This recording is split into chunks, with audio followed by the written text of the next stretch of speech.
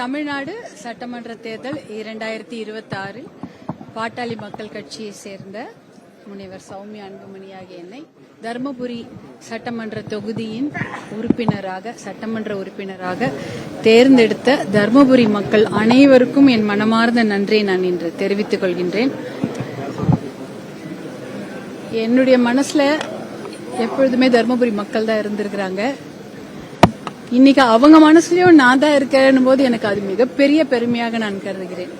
அவங்க மனசுலயும் சௌமியா அன்புமணி ஆகிய நான் இருக்கிறதால என்னை வெற்றி பெற வைத்த அத்தனை நல்ல உள்ளங்களுக்கும் என்னுடைய மனமார்ந்த நன்றியை நான் தெரிவித்துக் கொள்கின்றேன். அதே சமயம் இது ஒரு டீம் எஃபர்ட். எல்லாரும் சேர்ந்துதான் நாங்கள் உழைச்சி இந்த அளவுக்கு மக்களிடம் போய் என்னை சேர்த்த எங்களுடைய அத்தனை குழு, கூட்டணி கட்சி, எங்களுடைய பாட்டாளி மக்கள் கட்சி தலைவர், பாட்டாளி மக்கள் கட்சிக்கு சட்டமன்ற உறுப்பினர், எங்களுடைய அத்தனை சகோதரர்லாம் கூட இருக்காங்க, சகோதரிகள்லாம் வந்திருக்காங்க, ஆனால் பின்னாடி நின்றுட்டு இருக்காங்க. அத்தனை பேருக்கும் இந்த நேரத்தில் நன்றி. எங்களுடைய இது ஒரு வெற்றி, இது கட்சி வெற்றியாக மட்டுமல்ல, இது எங்களுடைய மகளிருக்கான வெற்றியாகவும் நான் பார்க்கின்றேன்.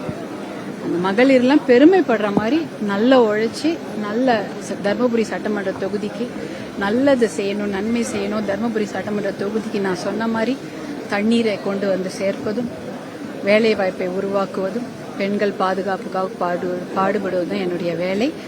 எல்லார் மகளிரும் என்னை பார்த்து பெருமைப்படுற அளவுக்கு அந்த உழைப்பை நான் கொடுக்கணும்னு நான் இன்னைக்கு உறுதியா இருக்கிறேன்.